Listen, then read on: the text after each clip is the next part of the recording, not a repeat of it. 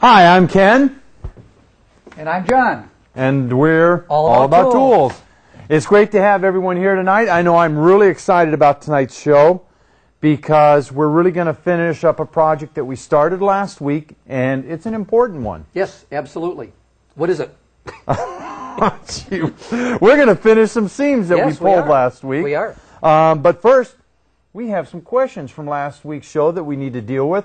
And one of them I really got a kick out of. It was Troy from Boston, of all places, where I'm from, asks, what are the differences between the Beaver Easy seam and the Paraline system? And we generally don't do comparisons. No, we don't. But since Troy asked, we will. It's either that or we have to give him a free T-shirt. Yes. And we're too cheap for that. So first of all, for those of you watching that don't know, this is the Beaver Easy seam. And this is designed for seaming together solid surface materials. We've gone over this a few different times. It's controlled by vacuum. This just sets down, locks down, Danny clamp goes on here. Okay? Now, the Paraline was the first unit out on the market, and this one is just a next generation, if you will. We feel it's a little bit better unit, covers some things a little bit better. First of all, the surface area of the vacuum is 34%, stop waving. The surface area is 34% larger than that of the Paraline. And what does that mean? That means it could reduce the possibility of slippage. Okay. That's right. The fact that it's round is a big plus. When something's on an arc like this, if it is pulling, an arc, if it does slip, will remain holding the vacuum, where a straight line would break vacuum almost instantly. Another feature that's not so obvious is these will hold down straight edges, 5/16 straight edges and half-inch straight edges and fixtures. That's a big plus. Let's see. It only requires 2 seams per 25-inch joint, and I believe the Paraline recommends you use 3. These are a little bit wider, so you can get away with 2. And they come packed in the Festool Sustainer boxes, which is really important. Oh, yes. Since they're using Danny clamps, when you put it on the joint, there is no chance at all of over-tightening that joint. It applies the proper pressure to the joint. No failures, no problems. Great. The Paraline's a great tool. Nothing wrong with it. This is just a little bit different technology, a little bit, well, same technology, in that it levels the seam at the same time. It's vacuum, but there's just some changes made to it, and we feel it's a superior product. Simple as that. It's our opinion. So thanks for the question, Troy. All right. What's the next question? Scott from Seattle. Can the pneumatic gun be used in the field? Scott, it can. It can. It can, but probably wouldn't. And the thing is the pneumatic gun, it's large. It's a little bit bulky to handle. You have to get, or you have to be careful about handling the pneumatic field. The problem with the pneumatic gun is it's a little bit more of a delicate tool. Right. So getting bounced around in a truck like tools do in an installation application, you run the risk of damaging it. So it's probably a tool that you want to use mostly in the shop because it's meant for large quantity glue distribution, as opposed to the small hand mechanical gun where you're only dishing out maybe 20 inches or so of adhesive. And the big thing to really mention is really for the field application, the 50 milliliter cartridge is the best way to go. Very small gun. It dispenses enough glue for one joint. So that may be the best of all. I would think that it would be great in a shower application or in a commercial job where you're doing wall panels, exterior building panels, where there's a lot of seaming. So, but normally, I'm sure Ken agrees, but I would say no, would not be used in the field. And another real interesting question, we have a real savvy crowd out there this past week. Dan from Pittsburgh wants to know, are there many differences in the joint adhesives on the market? That is a loaded question. Right. I'll tell you, a little over a year ago, Dan, I ran some rather extensive testing on the adhesives that exist in the market. And just to quickly let you know, there are really only a few manufacturers of adhesive in North America. So they're mostly private labeled? Exactly. That's really the big thing, is most of the glues that are on the market are private labeled. there are subtle differences in them. Maybe the amount of the methacrylic acid, a ratio adjustment on the activator side, maybe on the glue side, a little bit more pigmentation, maybe a little bit less. But essentially, I think the glues perform pretty much the same. There's not the variation that you would have seen maybe 10 years ago. So you're pretty safe. If you're buying a good quality glue, you're safe. You're safe. One thing that we didn't go over last week real quickly, I just wanted to show you guys the difference between the old style tips and the new style tips. Sometimes there's some confusion, especially with new fabricators. The old style tip, which is this one, is being phased out. The cartridges have all been changed, but there's still a lot of these in use on the market. This is the old style. It has an orange center, but it is very much different than the new style tip, which has an orange center and an orange top. And they changed this because they changed the cartridges, changed the patenting and what have you. So this is the new style tip, in case anybody's wondering. This is the old style tip. And that's that. Let's get into seaming. All right, great. Just to show you quickly, this was the piece of material that we ran the wavy bit on last week. We pulled these with the Bessie clamps. Once again, just to mention quickly about these are great to have in the field, especially when you don't always have the availability of electricity sometimes on the job, where you might need something exact like that for the easy seam. This just relies on a simple vacuum system. These go over to lock it in place.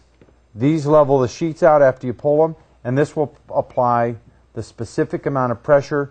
You can't overdraw it because when you do the cups, the two cups begin to slide. This was developed between Bessie and DuPont. Right. So it's a great product engineered specifically for solid surface seaming. And although these do level, this one was done last week with the wavy seam, wavy bit. Really. So it's unnecessary to level it, but we're drawing them together with that. Yeah. So and then taking this off, great. You just merely break the suction, as you can see. These were broken and they just pop right off. And once again, when they're put down, it's we showed all that last week. Yeah, come on, that's let's simple. go. Just want to show them. Come on. And let's get into seam leveling.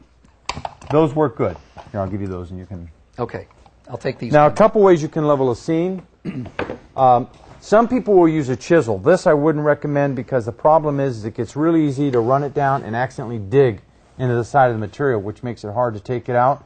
And you don't really want to run it like that and take off the glue because you can pull the glue off down into the joint. So that's really not recommended, although some people will use it. Another way to use is a simple block plane, which you can run it right down. As you can see, that'll take it down. Works pretty good. Oh yeah, it'll take it down very quickly.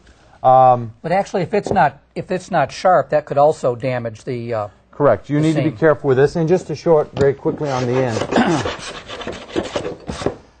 Once again, the problem you have to worry about is scraping the material on the side, and that just makes more sanding work. When we used to do this a long time ago, what we used to do is just take a grinder and knock these corners off to try to resist the digging. Right. So that's certainly an option. Another one, which we'll show on here, is a pneumatic leveler. This is made by Beaver Tool. You do that so nicely. Thank you. Thank you very nice. This is a great tool. If you're starting from an end, you can run it from the deep side of the foot like this, so the blade is extended out over in the air. Fire it up.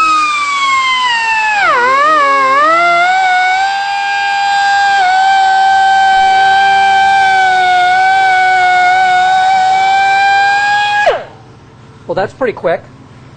It does a good job. It takes it right down to where there's really just a little bit of film left behind. If you have a high side of the sheet, it'll tend to knock that high side down a little bit. This is adjusted so close it's leaving just the film behind. Now that wouldn't be used in the field because it's air. Correct. Okay. It relies on air, but we do have a leveler that will take care of it with electricity. Okay. This leveler here has been around for a long time. Actually, for leveling seams, it's a little bit overkill. What it was originally designed for was for taking off the excess material when you're doing a cove. The blade spins and will take off the excess seam material right here. So that's why it was designed like this. So when I say overkill, There's a lot of money that goes into manufacturing this with the fences and what have you. So to use it for just a seam leveler, if you're buying it for just that, is kind of overkill. This is a lot less expensive. Although other than building one on skis, this is the only one I know of that's electric. Another nice thing about this one is this one will take you up almost right to a wall line. All right. Now this one works exactly the same way, except I have to plug mine in. No dust control on this either. So we're just going to take this, turn it on.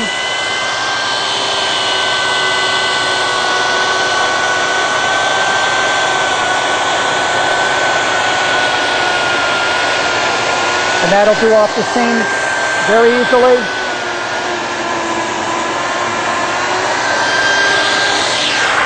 And actually, that took that off perfectly. It's set just a hair too deep, but it's not even really too deep. So that's a nice one. Another nice thing about this particular tool is that with the way it's designed, if you're doing inlay work, you can easily work your way into an inlay and take off a large amount of material. Mm-hmm. All right? So it actually has many applications. Yes, it does. More than perhaps just my Beaver seam leveler does. Right. So if you're going to only own one, this might be the one to own. That might be the one to have. Yep. Okay, that's great. Now the next thing we're going to do here is I'm going to take this down real quick. This is the second part of taking down a seam. And I'm going to do mine with the Rotex. You want to talk quickly about the paper you're using? Yeah, I'm using, this is actually a brand new product, and I'm using 80 grit, which is definitely overkill for the seam, but I don't have a 120 or a 150. This is a new Yoast product.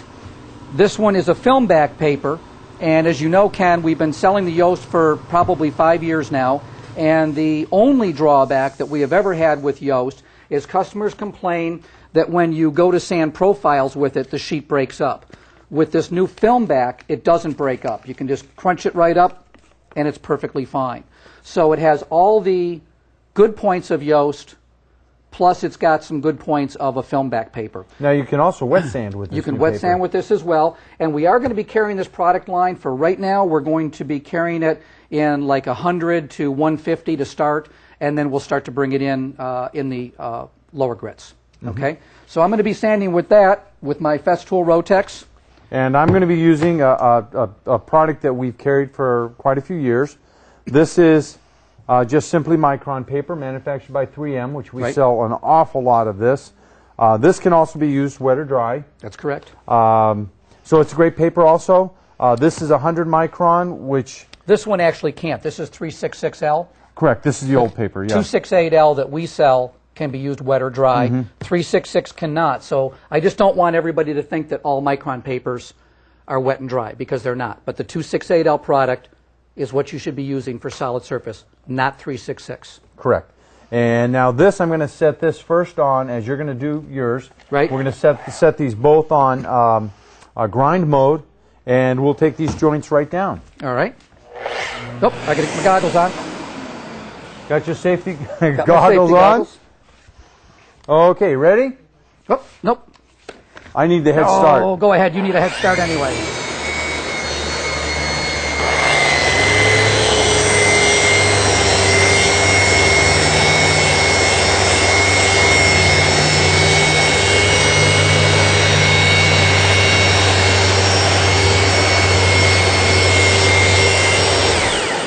I knew that was going to happen. We just popped the breakers, didn't we? That's why we have Ernie Fitzhugh here. Ernie, catch the breaker real quick. And I'm going to plug mine into the floor right here, which is a heavier amp circuit. And we should have remembered to do that anyway. Right. This is on a different breaker. Once again, I need the extra time.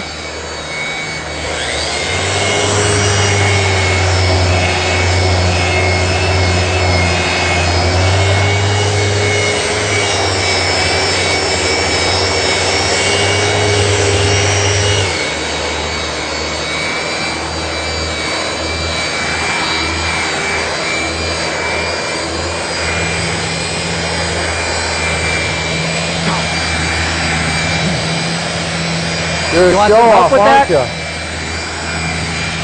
Actually, one of the things that's really important to tell people is when you're sanding out a dark color, using a really coarse grit can actually scar your material up more. So you're better off using a little finer grit. As you can see, using the 80 micron like I'm using, Right. it is taking the seam down. I'm not having really any problems, and I have far less scarring than I might otherwise have.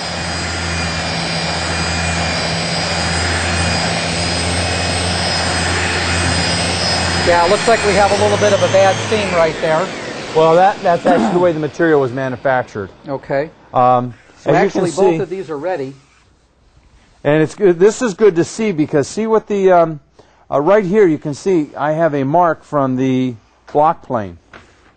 And we told you one of the problems you can run into with a block plane is if you tilt, the edge of the blade can cut the material. So that's actually a scar that typically I would have to put more effort into getting out. And I've got a gouge here from when we were setting up the surface leveler. That was yesterday. That was yesterday, right? Now you used 80 grit paper? Yes, which And is... I used 180. Right. And 80 grit really is way too Very coarse. aggressive. It's very aggressive. But Okay. it takes it off right away. Normally you'd be using a 120, 150. Okay. right. Why don't you go up to your next grit? I'm going to just run over this real quick with this. Actually, I think what we're going to do is we're going to talk about micron papers for a couple of minutes. Well, let's The go difference ahead. between micron and grit. Okay, you want to talk about that while I sand a little bit No, more? I was going to let you talk about it. Okay, that's very good. I will talk about Because you're done micron paper. sanding anyway. Okay, I can do that. Okay. Micron paper is a little bit different than pea grit. Most people are familiar with Pea pea grit? grit. Pea grit. Okay. We're gonna obey. We're gonna be good. We've been very good. We're gonna be good little boys. If you guys have been watching the show the last few episodes, we've been very, very good about our comments. Last one episode. Okay, but anyway, okay. this is pea grit paper. Or I'm sorry, this isn't pea grit. This is micron. Right. Pea grit is what most people are familiar with. This is pea grit. Typically 80 grit, and it goes 120, 100, 120, 150, 180, 220, etc. Right. Micron paper, I always thought was an odd duck because it went the reverse. Of course, 3M created a product that was unique in the marketplace, Right. and by creating a new identification system, it made it unique. So micron paper goes the reverse of pea grit. The larger numbers tend to be more coarse, and the smaller numbers, such as like 60-30, tend to be finer, Right. which is the exact reverse of pea grit. And what exactly is the difference between a micron paper and a grit paper? The big difference is how the media is graded. Right. Pea grit, typically, when you buy a pea grit paper, and let's say you bought 220, well, the preponderance of the grit is going to be 220. But also into that pad will be some 280, some 320, maybe some 400 and 500. That's That because contaminant will be smaller on there. stuff slips through the sieves and ends up on the sheet. So it's kind of uneven, Exactly. microscopically. And even manufacturers, when you really corner them, will admit that there could be even some 180 on there. Because of contamination. Exactly. That can Right. still happen. There are some papers that specifically address that problem in the market. Micron paper is one. Trizac is another Right. paper. And we're going to discuss this some more after the break. Okay. But these papers are much more uniform. A 100 micron paper will be virtually all 100 micron. All right. Now, the Yoast doesn't have that problem.